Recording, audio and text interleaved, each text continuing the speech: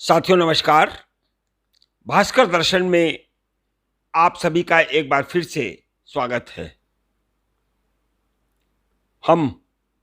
आज एक बार फिर से आप सभी का ध्यान दिलाना चाहते हैं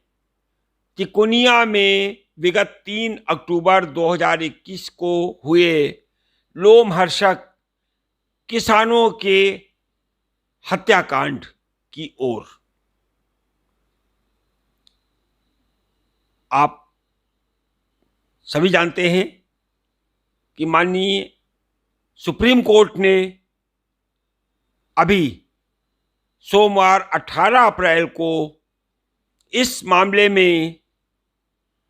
जो उनके समक्ष क्रिमिनल अपील नंबर 632/2022 प्रस्तुत किया गया था, मुकदमा अपराध संख्या 219/2021, थाना तिकोनिया, जिला खीरी के वादी जगजीत सिंह व अन्य की ओर से, जिसे सुप्रीम कोर्ट के मशहूर वकील Prashant Bhushan, supreme court bar association के पूर्व अध्यक्ष और सीनियर एडवोकेट दुष्यंत दवे और उनके साथियों ने सुप्रीम कोर्ट के सामने रखा और इस मामले में किसानों की ओर से और पीड़ित वादी मुकदमा अपराध संख्या 219/2021 के, जिनके पिता की भी मौत इस हत्याकांड में हुई थी, की ओर से प्रस्तुत क्रिमिनल अपील को स्वीकार करते हुए न केवल जमानत के बारे में अनेक नए विधिक सिद्धांत प्रतिपादित किए हैं, बल्कि इलाहाबाद हाई कोर्ट की लखनऊ खंडपीठ द्वारा इस मामले के मुख्य नामजद आरोपी आशीष मिश्रा उर्फ मोनू, जिनके पिता अजय मिश्र टेनी केंद्र सरकार में गृह राज्य मंत्री के पद पर विराजमान हैं, की जमानत भी निरस्त कर दी। इस मामले में उच्चतम न्यायालय ने एक नया इतिहास रचा है और उसके इस फैसले से देश की जनता का विश्वास यहां की न्यायपालिका में, कम से कम उच्च स्तर की न्यायपालिका में, और अधिक दृढ़ हुआ है। एक जिस विश्वास को जो कि कम होता जा रहा था निरंतर रूप से, उसे फिर से स्थापित करने का काम उच्चतम न्यायालय ने किया है अपने इस फैसले के द्वारा, और एक बार फिर से यह बात साबित कर दी है कि न्याय की दृष्टि में किसी कमजोर या प्रभावशाली के बीच कोई अंतर वास्तविक रूप से नहीं रहता है और उसे कभी रहना भी नहीं चाहिए। हम उम्मीद करते हैं कि माननीय उच्चतम न्यायालय के निर्णय का पूरा अनुपालन होगा और उनके द्वारा तय 1 सप्ताह की समयावधि में मामले का नामित अपराधी, जिसने अपने पद प्रभाव और धनबल के चलते हाई कोर्ट से जमानत हासिल की, प्रदेश सरकार, पुलिस और प्रशासनिक अधिकारियों की मिलीभगत से हम आज आपका एक बार फिर से ध्यानाकर्षण भास्कर दर्शन के माध्यम से कराना चाहते हैं इस घटना के सबसे बड़े अन्य महत्वपूर्ण पहलू की ओर, जिसमें इस जनपद में तैनात पुलिस अधिकारियों ने अपराधी को बचाने के लिए किस प्रकार से पीड़ितों पर अनुचित दबाव बनाया जा सके, इसके लिए उनके विरुद्ध एक फर्जी कूट रचित एफआईआर, एक ऐसे वादी सूचनादाता से दर्ज कराई गई सुमित जायसवाल उर्फ मोदी, जो मुकदमा अपराध संख्या 219/2021 का खुद एक अभियुक्त है और अभी फिलहाल उसी मामले में गिरफ्तार होकर के जेल में निरुद्ध है।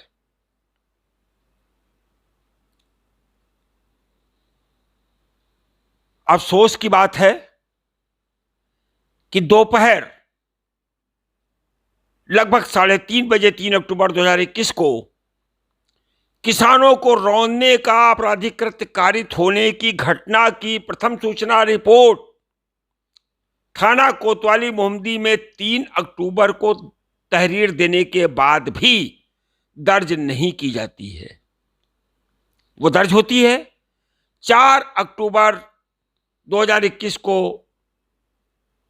सुबह 2:53 पर। वो भी तब जब किसान नेता चौधरी राकेश टिकैत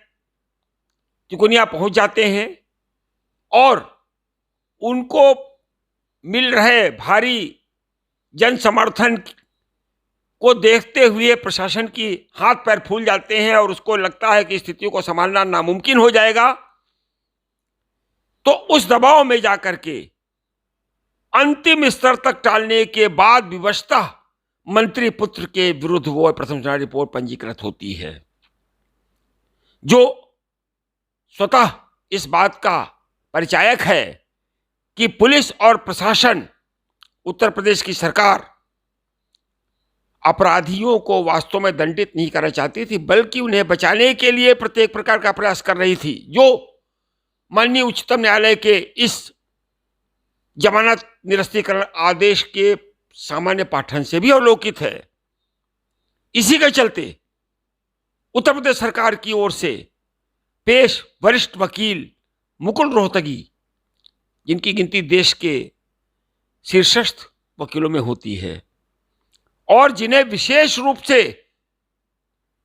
अपराधी के बचाव के लिए उत्तर प्रदेश की सरकार ने प्रदेश की जनता से कर राजस्व की प्राप्त राशि का भारी दुरुपयोग करते हुए अपराधी के बचाव के लिए नियुक्त किया और जनता के कर राजस्व का उपयोग अपराधियों को संरक्षण, समर्थन और सहयोग देने के लिए किया। एक प्रश्न उठता है कि आखिरकार जब उत्तर प्रदेश सरकार के स्थायी अधिवक्ता और उनके सहयोगियों की एक पूरी टीम सुप्रीम कोर्ट में स्थायी रूप से नियुक्त है, तो इस मामले के लिए मुकुल रोहतगी की विशेष सेवाएं क्यों ली गईं और उन्हें भुगतान की गई जो फीस राशि है उसकी जिम्मेदारी किसकी बनती है? क्या जनता के धन का यह खुला दुरुपयोग नहीं है अपराधियों के सहयोग और समर्थन के लिए? इस बिंदु पर भी विचार किए जाने की नितांत अनिवार्य आवश्यकता है। जहां 7 सालों से अपहरण के मामले के विचारण रहते हुए जिला कारागार खीरी में निर्दोष अपराधी निरुद्ध हैं, उनकी जमानतें मंजूर करने का ख्याल न्यायपालिका को कभी नहीं आता है, क्योंकि वो गरीब मजलूम लोग हैं, उनके पास इतने साधन नहीं है। भले ही वो अपनी कुल सजावट के बराबर अधिक का दंड भोग चुके हों, लेकिन वो जेलों में पड़े हुए हैं। जमानत उसे मिलती है जो या तो बहुत सामर्थ्यवान हो और उसके लिए मुंह मांगी रकम किसी भी स्तर पर किसी भी तरह से खर्च करने में सक्षम हो। आशीष मिश्रा मोनू का मामला स्वयं में इसका एक प्रमाण है। माननीय उच्चतम न्यायालय के इस क्रिमिनल अपील नंबर 632/2022 के निर्णय में स्पष्ट कहा गया है कि जो विशेष जांच दल माननीय उच्चतम न्यायालय के निर्देश पर इस मामले के लिए गठित हुआ था, पंजाब हरियाणा हाई कोर्ट के सेवानिवृत्त न्यायमूर्ति श्री राजेंद्र सिंह के अध्यक्षता में उसकी 2-2 बार की इस जमानत, जो इलाहाबाद हाई कोर्ट के न्यायमूर्ति राजीव सिंह ने जो जमानत आदेश पारित किया था अभियुक्त आशीष मिश्रा और मोनू के पक्ष में 10 फरवरी 2022 को, उसके विरुद्ध सुप्रीम कोर्ट में 2-2 बार अपील करने की अनुशंसा को उत्तर प्रदेश सरकार ने न सिर्फ अनदेखा कर दिया गया, बल्कि उसकी ओर से सुप्रीम कोर्ट में यह कहा गया, अगर आप सुप्रीम कोर्ट में जमानत के मामलों का अवलोकन करेंगे तो आप पाएंगे हर मामले में उत्तर प्रदेश सरकार की ओर से जमानत का विरोध हुआ। लेकिन आश्चर्यजनक रूप से आशीष मिश्रा के मामले में कहा गया अभियुक्त के भागने की कोई संभावना नहीं है। यह ऐसा मामला था जिसमें प्रोसिक्यूशन अभियुक्त को बचाने के लिए हर प्रकार खुले रूप में प्रयास करता हुआ सामने आया। अब हम आपका ध्यान दिलाते हैं एक दूसरे पहलू की ओर, जहां एक मंत्री पुत्र को बचाने के लिए पूरी प्रदेश सरकार, उनके प्रशासन और पुलिस अधिकारी लगे रहे, वहीं इस मामले को दबाने के लिए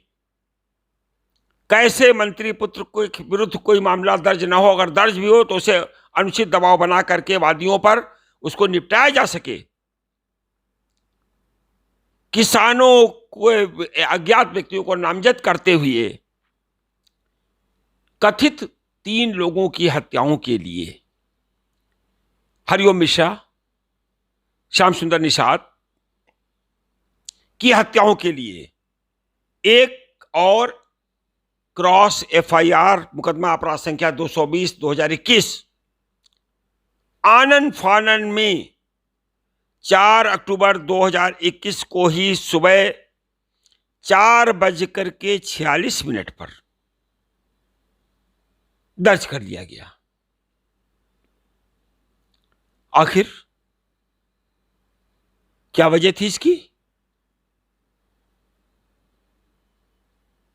क्यों? क्या कारण था इसका? इसका केवल एक कारण था कि इस मुकदमे के नाम पर किसानों को फंसाने का डर दिखा करके मुकदमा अपराध संख्या 219/2020 की पैरवी को प्रभावित किया जा सके। अब एक खास बात इस मामले में हम आपको दिखाना चाहेंगे कि इस एफआईआर में जो अज्ञात उपद्रवियों के विरुद्ध सुमित जायसवाल पुत्र ओम प्रकाश जायसवाल, जो निवासी है मोहल्ला अध्यापुरी कोतवाली सदर लखीमपुर खीरी का, जो मुकदमा अपराध संख्या 220/2021 का वादी है और खुद को घटना स्थल पर मौजूद दर्शाते हुए उसके द्वारा यह बताया गया कि हमें भागने का प्रयास करने पर उपद्रवियों ने मेरे मित्र शुभम मिश्रा को पकड़ लिया। बल्कि हम पूरी एफआईआर आपको बताना चाहेंगे कि प्रार्थी भाजपा कार्यकर्ताओं के साथ मुख्य अतिथि जी के स्वागत के लिए काले शरण मोड़ जा रहा था। प्रार्थी यूपी 31 AS 1000 गाड़ी थार, जिसमें मेरे साथ गाड़ी का ड्राइवर हरिओम जो कि गाड़ी चला रहा था, एवं मेरा मित्र शुभम मिश्रा पुत्र विजय मिश्रा निवासी मोहल्ला शिवपुरी थाना कोतवाली सदर लखीमपुर खीरी माननीय मुख्य अतिथि जी के स्वागत के लिए जा रहा था। तभी रास्ते में तिकोनिया मोड़ के पास किसान आंदोलन कर रहे उपद्रवियों ने गाड़ी पर लाठी व ईंट पत्थरों से हमला किया, जिसमें ड्राइवर हरिओम के सर में चोट आई और गाड़ी किनारे रोक दी। जिसके उपरांत उपद्रवियों द्वारा ड्राइवर हरिओम को गाड़ी से नीचे खींचकर लाठी डंडे और तलवारों से मारने लगे एवं हम सभी कार्यकर्ताओं पर लगातार हो रहे पथराव को देखकर वहां से भागने का प्रयास किया। इस दौरान उपद्रवियों ने मेरे मित्र शुभम मिश्रा को पकड़ लिया और उसको भी मारने लगे। किसी प्रकार से अपनी जान बचाकर वहां से भागा, अन्यथा प्रार्थी को भी मार जान से मार देते। बाद में सोशल मीडिया के माध्यम से जानकारी मिली कि मेरे मित्र और गाड़ी के ड्राइवर की हत्या कर दी है तथा साथ में 2 अन्य ज्ञात भाजपा कार्यकर्ताओं की भी हत्या की भी जानकारी मिली, जिसके वीडियो और फोटो सोशल मीडिया पर वायरल हो रहे हैं। ये एफआईआर दर्ज कराने वाला व्यक्ति खुद बता रहा है कि वो थार गाड़ी में सवार था और इसी आधार पर हजारों प्रत्यक्षदर्शियों के द्वारा देखे जाने पर सैकड़ों वीडियो में उसकी मौके पर मौजूदगी और थार गाड़ी से उतरकर भागने का प्रयास करना सुनिश्चित होने के कारण ही उसे इस मुकदमा अपराध संख्या 219 में अभियुक्त बनाकर जेल भेजा गया था। अब हम एक बार फिर से आते हैं मुकदमा अपराध संख्या 220 2021 थाना तिकोनिया दिनांक 4 अक्टूबर 2021 की ओर, जिसका वादी मुकदमा जो बता रहा था, जो अभी थोड़ी देर पहले हमने आपसे बताने की कोशिश की है, उसके द्वारा कहे गए ये कथन मामले की अब तक की विवेचना में, जो सिर्फ न केवल मामले के विवेचना अधिकारियों के द्वारा की गई बल्कि उसकी गहन समीक्षा माननीय उच्चतम न्यायालय ने क्रिमिनल अपील 632/2022 में भी की, से साबित हो चुका कि ये एफआईआर पूरी तरीके से फर्जी है। किसानों के ऊपर जिस भारतीय जनता पार्टी के मंडल महामंत्री श्याम सुंदर निषाद की हत्या करने का आरोप लगाया गया है, वो आरोप पूर्णतः फर्जी, निराधार, मनगढ़ंत और साजिश होना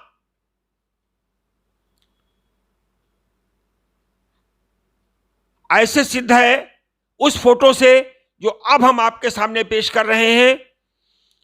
वो तमाम फोटोग्राफ आप देखेंगे कि जिस श्याम सुंदर निषाद की किसानों के द्वारा हत्या करने का कथन मुकदमा अपराध संख्या 220/2021 की विवेचना में अपराध किसानों को अपराधी बताकर लगाया जा रहा है, वो श्याम सुंदर निषाद घटना के तुरंत बाद सशस्त्र पुलिस कर्मियों की अभिरक्षा में है और अपने पैरों से चल रहा है। आप अभी देखेंगे श्याम सुंदर निषाद के 3 अक्टूबर 2021 को शाम पुलिस कर्मियों की अभिरक्षा में ठीक उसी मौके पर, उसी स्थान पर जहां थार गाड़ी जली है और जहां पुलिस फोर्स की मिनी बस खड़ी है, थार गाड़ी के जलने का धुआं आप वो चित्रों में साफ दिख रहा है और श्याम सुंदर निषाद बिल्कुल ठीक हालात में पुलिस बल के साथ चल रहा है। पुलिस बल जो AK-47 से भी लैस है और इन फोटोज में केवल एक किसान झंडा लिए हुए आपको दिख रहा है। ये फोटो अपने आप में इस बात के प्रमाण है कि श्याम सुंदर निषाद को किसानों ने कतई नहीं मारा। अगर हम थोड़ी देर के लिए मान लें कि किसानों ने पुलिस बल से श्याम सुंदर निषाद को जबरन छीन लिया था, तो फिर से एक सवाल उठता है और वो वही सवाल है जो भास्कर दर्शन ने इस घटना के बारे में 12 अक्टूबर 2021 को आपके सामने पेश किए गए अपने वीडियो में भी उठाया था। आप को हम कोशिश करेंगे कि इस वीडियो का लिंक देने की और उस वीडियो को एक बार फिर से दिखाने की, जो भास्कर दर्शन ने 12 अक्टूबर 2021 को आपके सामने पेश किया था, जिसमें मृतक श्याम सुंदर निषाद के माता पिता सहित संपूर्ण परिजनों ने उनकी पहचान भी सुनिश्चित की थी पूरी तरीके से। अब यह सवाल उठता है कि अगर श्याम सुंदर निषाद को किसानों ने ही मारा तो किसने मारा? इस विषय पर कोई वास्तविक जांच अब तक नहीं हो रही है। आखिरकार कौन है श्याम सुंदर निषाद की हत्या का वास्तविक दोषी? अगर श्याम सुंदर निषाद की हत्या पुलिस बल से जबरन छीनकर किसानों ने की थी तो उसी समय संबंधित पुलिस बल प्रभारी के द्वारा उस मामले की प्रथम सूचना रिपोर्ट दर्ज कराई जाती। सिर्फ इतना ही नहीं, पुलिस हिरासत से जबरन छीनने का प्रयास करने वाले किसानों के ऊपर गोलीबारी, लाठीचार्ज करके उसे बचाने का भी भरसक प्रयास अनिवार्य रूप से किया गया होता। कोई जानकारी अब तक किसी स्तर पर किसी को भी नहीं है जिससे यह फिर से स्थापित होता है कि ऐसा कोई प्रयास कभी किया ही नहीं गया था। तब फिर से यह सवाल उठता है कि आखिर श्याम सुंदर निषाद की हत्या किसने की, जिसके लिए किसानों को जिम्मेदार ठहराया जा रहा है, और इस हत्या को किए जाने का वास्तविक कारण क्या था? कौन दोषी है इस हत्या के षड्यंत्र के पीछे? इसके लिए एक बार फिर से आपको ध्यान से देखना और सुनना पड़ेगा भास्कर दर्शन के 12 अक्टूबर 2021 के लगभग 17.5 मिनट के उस वीडियो को, जो इस घटना के बारे में भास्कर दर्शन ने उसी दिन जारी किया था। हम आपसे, अपने सभी सम्मानित दर्शकों से यह अनुरोध करेंगे कि एक बार फिर से आप देखें भास्कर दर्शन के 12 अक्टूबर 2021 को अपलोडेड उस वीडियो को, जिससे आपके सामने यह राज उजागर हो सके कि वास्तव में श्याम सुंदर निषाद की हत्या के पीछे मुख्यतम कारण क्या था और किन अपराधियों को बचाने के लिए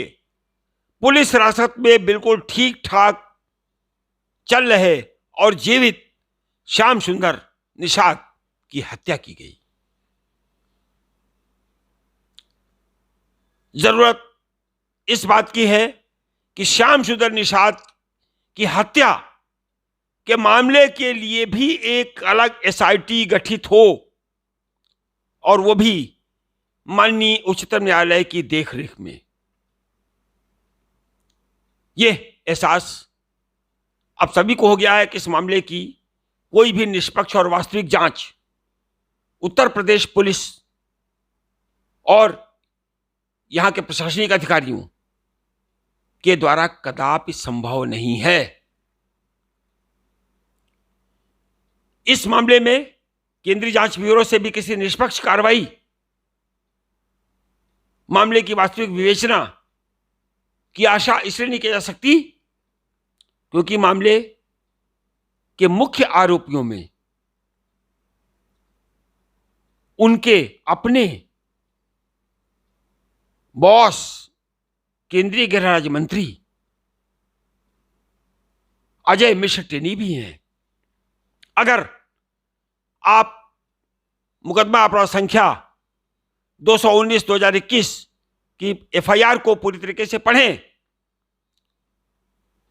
तो आपको स्पष्ट मिलेगा कि उसकी विषय वस्तु में षड्यंत्रकारियों में केंद्रीय गृह राज्य मंत्री अजय मिश्र टेनी का भी नाम स्पष्ट रूप से दर्ज है। लेकिन इसके बावजूद पुलिस द्वारा उस मामले के अभियुक्तों के कॉलम में उनका नाम दर्ज नहीं किया गया। अगर यह मामला किसी और का होता तो निश्चित रूप से पुलिस उस व्यक्ति का नाम अपराधियों के कॉलम में अनिवार्य रूप से लिखती। लेकिन चूंकि मामला केंद्रीय गृह राज्य मंत्री और उनके पुत्र से संबंधित था, इसलिए पुलिस ने जानबूझ करके 219/2021 में केंद्रीय गृह राज्य मंत्री अजय मिश्र टेनी का नाम अभियुक्तों के कॉलम में दर्ज नहीं किया। अब एक बार फिर से सवाल उठता है कि श्याम सुंदर निषाद की हत्या का वास्तविक लाभ किसे मिलता? क्या उन किसानों को जो इस घटना में मारे गए, या जिन किसानों को रौंद कर मारा गया उनके परिजनों को? उनके द्वारा प्रतिशोध में हत्या करने की जो कहानी गढ़ी गई है, उसका पूरी तरीके से फर्जी, मनगढ़ंत, निराधार होना श्याम सुंदर निषाद के इन दर्शित चित्रों से, जिन्हें एक बार फिर से हम आपको दिखा रहे हैं, खुद सिद्ध है। इस चित्र में दिख रहे पुलिस बल के सभी जवानों का नार्को टेस्ट करा करके भी सुप्रीम कोर्ट इस बात की किसी संदेह के परे जाकर प्रमाणित पुष्टि कर सकता है कि श्याम सुंदर निषाद उनकी अभिरक्षा में जीवित और लगभग पूरी तरीके से स्वस्थ, खुद चल पाने की स्थिति में था। तो उसकी हत्या कब, कैसे, कहां, क्यों और किसने की, इसकी जांच की जरूरत नहीं है? इसकी आवश्यकता क्या हमें नहीं है? निश्चित रूप से है। न्याय को अंतिम लक्ष्य तक पहुंचने के लिए इस तथ्य के ऊपर गहन अन्वेषण की नितांत अनिवार्य आवश्यकता है। हम उम्मीद करते हैं कि माननीय उच्चतम न्यायालय इस अति गंभीर तथ्य की ओर भी अपना ध्यान देने की कृपा करेगा और इसका मार्ग प्रशस्त करने की भी अनुकंपा माननीय उच्चतम न्यायालय से करने का न सिर्फ हमारा अनुरोध व्यापक न्याय हित में है, बल्कि न्याय की इस भावना को जीवित रखने के लिए भी हम उच्चतम न्यायालय से विनम्र निवेदन करेंगे कि किसी भी मामले में किसी निर्दोष को आरोपी न बनाया जा सके। यह आवश्यक है कि इस मामले की गहन जांच माननीय उच्चतम न्यायालय की सीधी निगरानी में उसके द्वारा गठित विशेष जांच दल के माध्यम से सुनिश्चित हो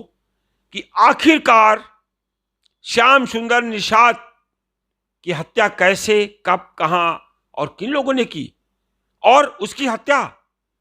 का लाभ किसको प्राप्त हो रहा था। महत्वपूर्ण विषय है इस बात का, क्योंकि हत्या या तो प्रतिशोधवश होती है या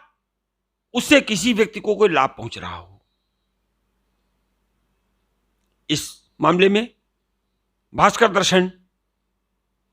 के द्वारा जो 12 अक्टूबर 21 का वीडियो है, वो इस बात को स्पष्ट प्रमाणित करता है कि आखिरकार श्याम सुंदर निषाद की हत्या का मुख्य बेनिफिशियरी कौन है। मामले की विवेचना में उस तथ्य को भी गहनता के साथ अनिवार्यता उठाया जाना अपेक्षित है। हमें एक बार फिर से उम्मीद है कि माननीय उच्चतम न्यायालय इस मामले में ध्यान देगा और कम से कम श्याम सुंदर निषाद के परिवार को, जिनकी पीड़ा अंतहीन है, जिसे सबसे पहले इस देश के किसी कथित राष्ट्रीय मीडिया ने नहीं, केवल आपके भास्कर दर्शन ने महसूस किया और उनकी पीड़ा को 12 अक्टूबर 2021 को आपके सामने रखने का प्रयास किया। कम से कम उनके आंसू पुछ सकें और उनको न्याय की अनुभूति मिल सके। स्नेह, आशीर्वाद सदैव प्राप्त होता रहा है। हम आपसे उम्मीद करेंगे कि अपने कमेंट्स भी हमें दें। वीडियो को अधिक से अधिक संख्या में भास्कर दर्शन को देखें, लाइक करें, शेयर करें और अपनी आलोचनाएं भी हमें जरूर भेजें, जिससे हम अपने में और सुधार कर सकें।